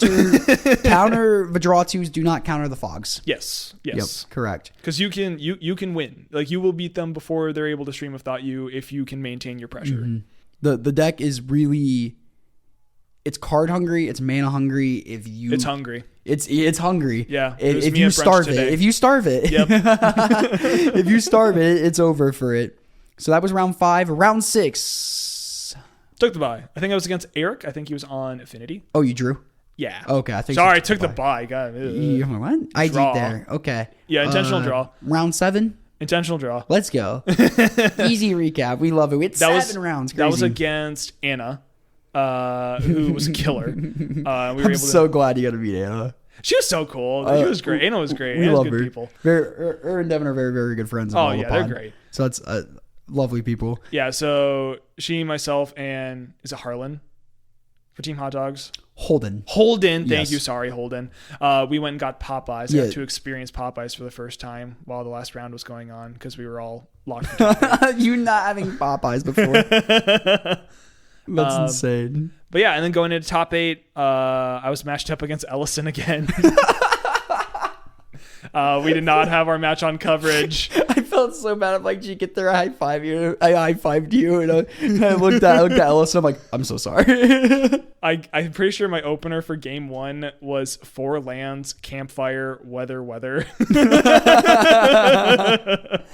Brutal. So you got there. Yep. Then semifinals, you're off to there. Back on coverage. Back on coverage. Yeah, to everyone's chagrin. I gotta commentate all your matches too, dude. Yeah, that made me so happy. It wasn't planned. It's just how the crumbles cookie fell. Yeah, I love that saying that everyone says. Yeah, so Nick was on White Weenie. Knew what he was doing. Very well. Like, I want to shout out Nick where game 1. He was swinging with like everything all out, and then game 2 he was very, very thoughtful about very intentional where he was putting like this great sword and swinging with like one big guy, one medium guy. He realized how much value I got out of my tangles and my respites when he swung all out every single turn. Yeah, he was very perceptive in that, and that was really cool. Like adjustment that he made in game. These were very, very interesting games. Close game 1 I think was closer than it should have been. Yeah. Why is that? I think I didn't have a heap gate. You did not have a heap gate. I don't think for either of those games I had a heap gate for like the first like 10 turns or so. It was a minute until you got a heap gate. So I didn't have the luxury of having some extra mana floating around. So I was a lot more constrained, and I was strained meaning like 8-7 mana. Right. Yeah. Like I didn't have like 5 extra treasures laying around that I could like put an extra activation into Crypt Rats. And really the mono white matchup really comes down to Crypt Rats versus Prismatic Strands. Yes. That is the whole dynamic. I think every time I cast a Crypt Rats, it is such an interesting dance. In that match, he casts Prismatic Strands in response, like with the rats on the stack. Incredibly smart because he's incredibly smart. Yeah.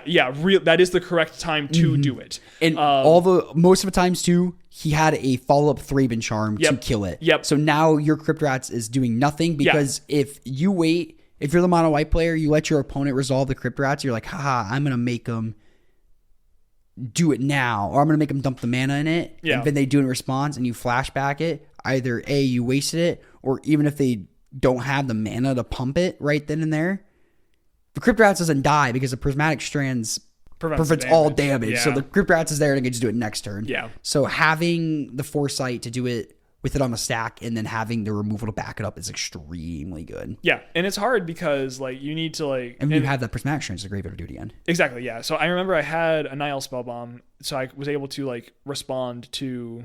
Or not respond to, but like be able to deal with the flashback version of the strands. But like, yeah, the Thraben Charm. And that game was a fog. So, yeah. So I don't even know specifically how I went around it, but I remember having to keep fogging and like keep trying to build out resources, but that just let him keep making land drops and keep drawing like more Prismatic Strands and more Thraben Charms. I was like, oh, I think I eventually did get to a point where I was able to resolve a rat and activate it twice. Okay. I think is how game 1 ended. I want to say that I left him with 2 creatures in play because I think that he had like either a Thraben Charm or Prismatic Strands, because I think I went for a Basilisk Gate on the Crypt Rats to keep it alive, and he responded to that. That might have been game 2. I'm not positive. That whole match was a blur.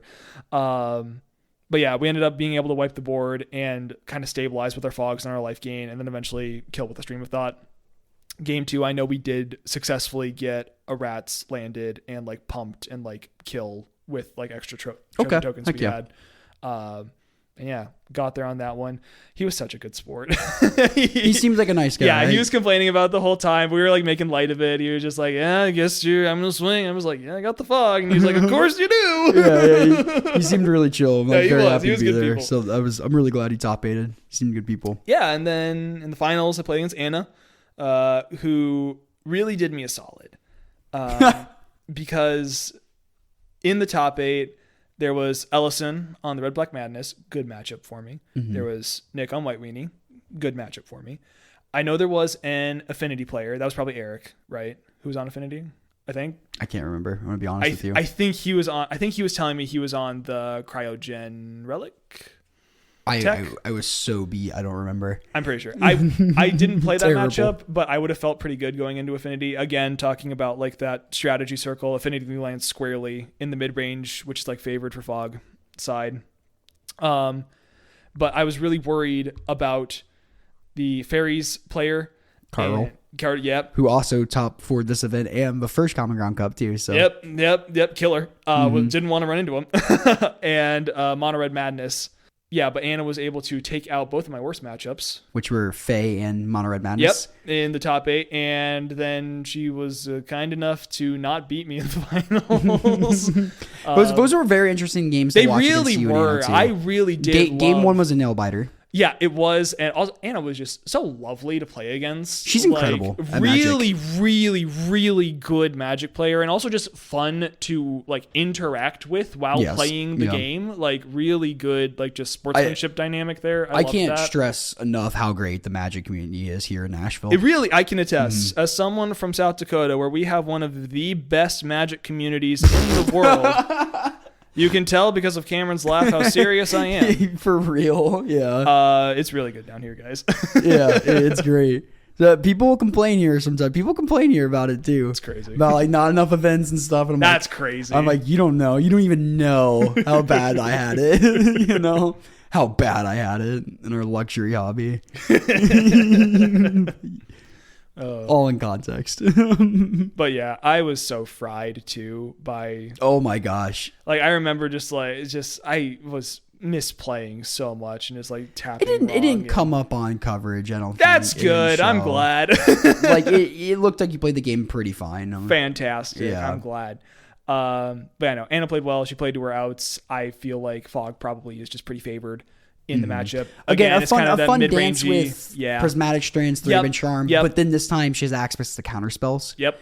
And then she played it really well where she would get a Squadron Hawk.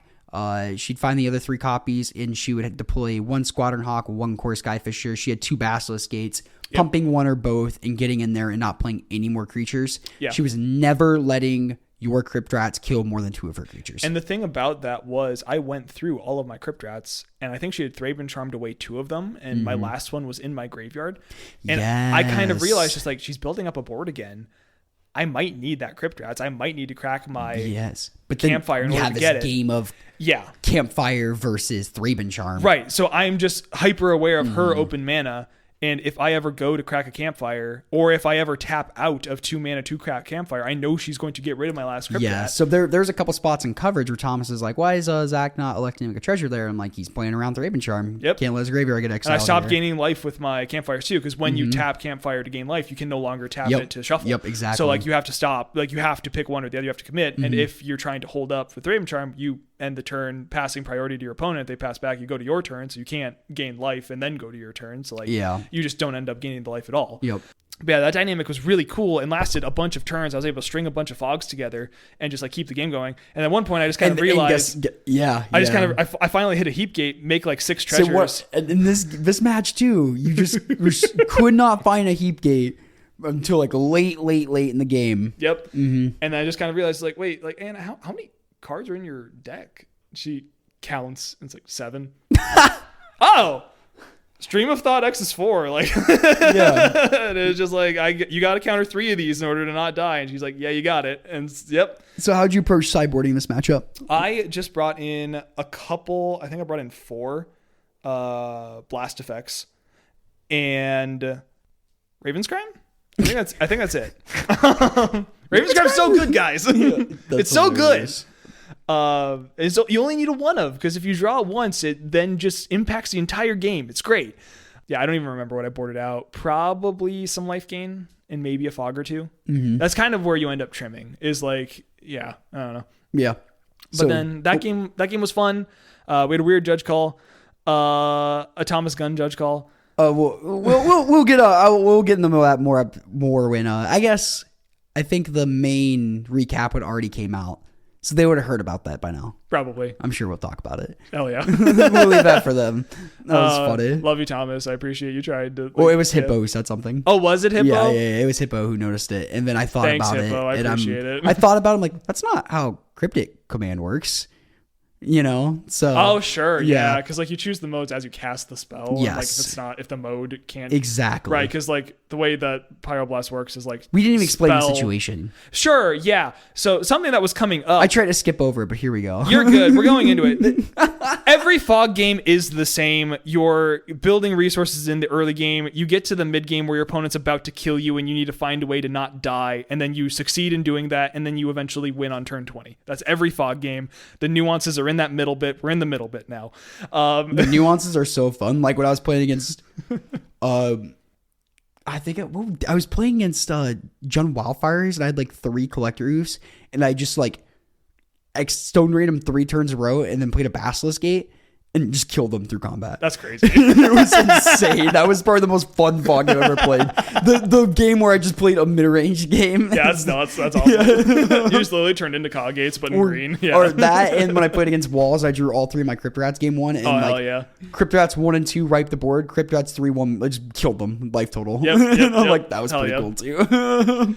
Sorry. No, but yeah, in the mid game here, Anna had a main deck. Is it Standard Bearer? Yep. Yeah. So the 2-mana 1/1 where any effect that could target it needs to target it. So like your Basilisk Gate. My Basilisk Gate, which says target creature, not just you control. It can be any creature, which meant that when I resolved my Crypt Rats, I couldn't go for that lock of pumping my Crypt Rats to make it survive its own ability and then just having the board wipe and it came up. Stay on board. It did come up. I had the Crypt Rats in play, but I valued the Crypt Rats enough. And my idea was like, if she doesn't have a creature in play, she can't kill me. If I can keep my Crypt Rats in play, I will win the game. Mm-hmm. So I was really valuing keeping or like trying to maintain that as long as possible. I left mana up so that I could activate it if a removal spell got pointed at it, and I could just like. So another cat and mouse game here. Exactly. And what I was then playing towards was finding a map token off of an Eviscerator's Insight to be able to pump my rat by 1, so then I could pay 1 to kill the Flag Bearer, and then Basilisk Gate onto the Crypt Rats to then wipe the rest of the board. We ran into a situation where I was able to set that up and activate the map, target the Crypt Rats, and a very good Magic player realizes I'm going for a win by doing this, casts a Brainstorm. I have a Red Blast, go for the Red Blast. She casts... Red Blast notably errated to choose one. So... I think it was Pyroblast that I did first, because I know that Red Elemental Blast is templated slightly differently. Got you. So which one can target? I think it's Pyro, because Pyro is like destroy target permanent if. So I think you can target any permanent, and then it checks the if resolution. Yeah. Yes. So Pyroblast is errata text is choose one. Counter target spell if it's blue. Destroy target permanent if it's blue. So in theory, you can target a Crypt Rats, a Writhing Chrysalis. Anything that's not blue, you can target it with a Pyroblast. So you could target... this could come up if you play like... if you choose the target creature mode, you have to choose Standard Bearer. That is the thing. That is the thing. So, like, but you chose the mode counter target spell if it's blue. Yes. Targeting the Brainstorm. The Brainstorm, yep. And since you pick the modes before the spell, I'm not going to speak to that. You pick the modes. You pick the modes as you cast the spell. Exactly. So the spell therefore cannot target that. Like if you have a cryptic command, because the way that the Flag Bearer is worded is like if you can choose it as a valid target, you have to. So there was a little confusion. It's not a spell, so you can't target when you choose the counter target spell mode of Pyroblast. But yeah, that's where the confusion came from. Was like, oh well, you can target do you have with Pyroblast when you cast it, but because it has that choose, it's confusing. This is why Red Elemental Blast is better. This is why we have a judge. This is why we have a judge. And this is why we have a judge. And that led to a messy. Anna, like in response to me doing that, neither of us thought that it was a problem when it happened in the moment because like we're both in the heat of the game or whatever. We neither of us were thinking about it. So she cast her second Brainstorm, and I Red Elemental Blast that one, and she's like, okay. And then we hear that, oh wait, like whatever, and like then we're both like in it, and like that got all somebody messy. Just wanted to check it real quick. Yeah. Because someone's like, wait, does that how that works? Which is a good point. Because that is interesting. I'm glad we looked into it. I'm glad it got fixed. Well, nothing needed to be fixed, but that's true. It ended up not mattering at all. And then both Brainstorms got countered. The map token resolved. She conceded. Well, the thing is, the map token did resolve, and in my head I was thinking, if this is a fucking land, and I don't get this puzzle counter. But it was. After all that. It was like a fog or something. So I got the counter, and then and then I was able to deal the 1 damage, Basilisk Gate, wipe the rest of the board, attack, and I got the handshake from that, and we got there. Awesome. Big congrats again, dude. Like I can't like talk you up anymore. Just I told everybody coming to this event, told all my friends, told all the people at the podcast, I'm like, Zach is gonna win this event. I think he's gonna win this event. Oh, thank you, brother. I And appreciate that. here you come, you crush it, you play out of your mind. Like again, like a great bracket for you at the end of it, but like there's that mix of luck and skill. Yep. And so you played very well. It was very well deserved. You got a drink out of the cup. I did. I drank out of the cup. So whoever wins Common Ground Cup 3, you got to drink out of the cup. don't be a bitch. You have to drink from the cup. Our founding fathers did it, and so we have to keep doing it. And also, you have to win with a black-green deck. It's true. You and full both on the black-green deck. That's insane. The full father, yeah. Yeah, the full father. That's hilarious. Any changes you make to your deck going into if you had to play another tournament tomorrow?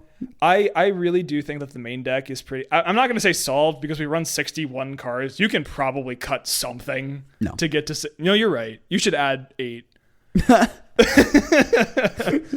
There's a lot of flexibility with Fog. I think a lot of it is season to taste. Mm-hmm. I know you and I kind of approach sideboarding with it differently. Like, Very. I don't really play collector. Oof. I always do this. I do. Troublemaker. Oof. They give me crap too. I think I said in the story I told earlier, so I do it too. No worries. Magic's hard. It is. There's so many cards and words. And the fact that we just know what they do by recognizing the art. My wife was really impressed by that when she was watching coverage. She should feel sorry for us. She shouldn't be impressed. We have an illness. We have a problem. She should feel bad. This is our medication. This is how we cope. She should feel bad for us. Oh. Please do not be impressed. That's hilarious. Yeah, no, I'm pretty into the Pyroblast and like the Hydroblast effects because with all of your gates, you just have the ability to run the best sideboard cards in the format. Which I'm leaning into it more because like the decks that are playing the bridges, I don't really need the extra help from anyway. Yeah. So like I get it. Yeah.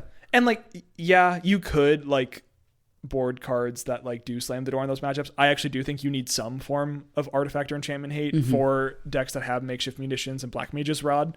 Like those actually are tools that those mid-range decks and that's why you're have playing access that to. Constar Kier card. Yes. Not Khans of Tarkir. Dragonstorm. Dragonstorm. Yeah, Dragonstorm Tarkir isn't right either, is it? we're getting there. Fate Reforged. God damn it. That's hilarious. I don't know. They're ripping down a statue of a Tarka like freaking a Confederate statue or something. God. I don't know. It's actually the same thing if you think about it. That's insane. So, any changes you'd make, you said? I don't even remember. In a general field, if I'm trying to approach like I would probably switch out the Hydroblasts for like cast downs or something because that's a little better against walls. Like Hydroblast, you can't really do anything against walls. Like if you're just expecting a general meta, you're going to be worse against Mono Red Madness, but like you're bad against that deck no matter what. You're better off just praying you dodge it, frankly. I think I had breath weapons in my board and you didn't. Like I had like one breath weapon or something. Yeah, I have the philosophy of Crypt Rats is your sweeper and your fogs get you to your sweeper, which I think is fine against the go wide strategies. I agree. It is, for me at least, it is a weakness against Mono Red Madness because it means I don't have something like breath weapon to kill Gutter Snipes, but at the same time I justify it because breath weapon doesn't kill Kessig Flame Breather. So fair. Yep. Like I don't know how big of a difference that's it what makes. the tox analysis is there. The breath That's weapon. true. That's No, true. I'm Yeah. the tox analysis breath weapon. It does come up. Well, fucking hate. Can't do that. Yeah. So yeah, there's lots of room, lots of wiggle room in the sideboard. You look up like a bunch of league lists, you'll see drastically different sideboards from each one. Yeah, check out Kerblinski. Check out I think it's noob, like underscore noob underscore. They play the deck from time to time. Who was the other person that was winning like top 4 in like every challenge for 3 weeks with the deck? Was it Ivan OP? Yep. Thank you. Yeah, yep, they also play the deck pretty frequently. Yep. Yeah, I will hop on Goldfish and I will check out their deck list from time to time, see what they're doing. It's a lot of the same stuff. We're all kind of doing similar things with the deck. I feel like because it's a pretty solved equation for the most part. And like there's some flexibility in the numbers. But yeah, the just kind of standard card draw fogs and then a big over the top wind condition, it beats a lot of the field. It does. It does. Because I think fog doesn't get the play that it kind of deserves to get, though, because it's just so time intensive. Very. And it doesn't appeal to every player. No, it does not. Not like at same all. thing of like if High Tide was like the best thing to do, I don't think everybody would be playing High Tide because it doesn't appeal to every player. Yeah, that's true too. Like I genuinely felt like Brood Scale was the best thing to do, and not everybody was playing it because it doesn't appeal to every player. Well, like 20% of the player base was playing it. Yeah, which is pretty large. Which is a lot. Yeah. Pauper lends itself to these grindy mid-range decks. Yeah. Fog takes advantage of that. Yep. So here we are. I really do think that if you are expecting a metagame, and I was kind of expecting this type of metagame in the Common Ground Cup of like, I'm expecting like mid-range decks, I'm expecting like aggro decks, and like I'm not expecting a ton of combo. Before the tournament started, I was hearing chatter of like, oh, we got a lot of combo in the room today, and I was like, well, shit. yeah. Which is pretty funny, but it worked out. Yeah, but being able to walk around, I was like, oh, I see 3 Mardu synth players or something like that, and I was like, nah, I'm fine. Yeah. And you got a giant Jigglypuff mill too. I did, yeah. So that's pretty sick. Any final thoughts on the tournament of the day and the deck? Anything you want to spit out, shout out? No. Do you want people to find you? Oh God, no. I'm Baby Soft in Discord and on Magic Online. Say hi. Yeah, join the Discord. Yeah, join the Discord. Yeah, I'll shout that out for you. It's great. We talk in there. I met people from the Discord. So dope. Like Alex in person. Alex is great. He's so chill. We love Alex. You met the Bama crew. We love the Bama crew. Oh, Bama crew. Yeah, fuck yeah. Dude. Yeah. We got some yummy dinner at them afterwards too. Yeah, that was great. We were there pretty late. So it was fun. We had a good dinner afterwards. Zach and I split a prime rib. It was so good. Yeah, it was a 14-ounce prime rib. So we each got 7 ounces. We demolished it. Oh, lovely. It was very, very good. Shout out to Jonathan's. One last question before we get it done. Oh my God. How do you approach the mirror? I'm kidding. Do not answer that. I was kidding. I do think you were about to say, like, thank God it's not popular because then we don't have to play the mirror. And you are so right. This is how I want to end the episode. Let me tell you something. So when I top forward that event with 69 card fog, I was running a league like the next day or two later, and I ran into Noob playing my list from the challenge, and I was like, I saw 69 like in the deck like before we started. I was like, wait a minute, is it? Oh, no. And then I just see like top gate, and I'm just like, oh man. How'd that go? Oh, he kicked my ass. That's hilarious. We were chatting the whole time, but then at one point he was just like, hey, can you just message me after? Because like we kind of got to like focus on the game because the clock is like, and I was like, oh, fair. That's hilarious. Yeah, he's the one who actually put me on Hydro Blast. He was just like, yeah, we just need to play Hydro Blast. I'm like, you're probably right. Yeah. That's funny. People have questions. Can I pick your brain on Discord? Oh, of course. Cool. Yeah, just at me on Discord. And Baby Soft. Answer whatever. Yeah. Speaking of, if you made it this far, thank you so much for listening. You could leave a like and review 5 stars on whatever platform you listen to this on. That'd be fantastic. You could join the Discord, which is super cool. We mentioned a couple times already. Awesome community there. Can interact with whoever you want to. Cool people. If you got any questions, comments, concerns, you can ask those on the Discord, or you can email us at commongroundmtgpod@gmail.com. That's all I got. You got anything? He left the room. No, I did not. I'm still here, baby. Let's go cuddle croissant.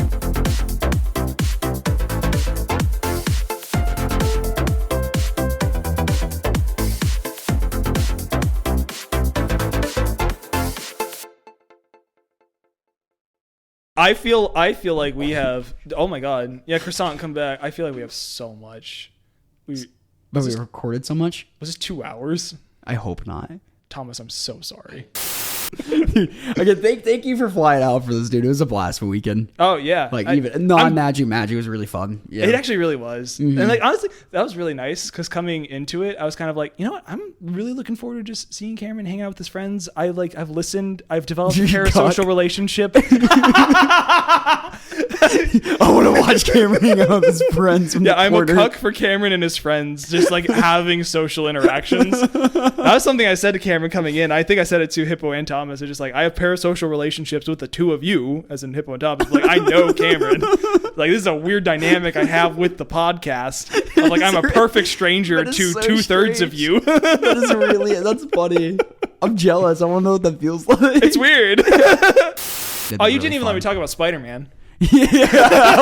Oh God. No, not Yeah, no. soulless corporate overlords. Tell you what. Oh God, no. Yeah, we talk about superheroes in empty worlds. You take Yeah. a look at Spider-Man MTG. We have legends at common because there's no civilians in this empty husk of a world that's only built for money. God. That's hilarious. God. And late stage capitalism who? Like what? Okay, Jesus.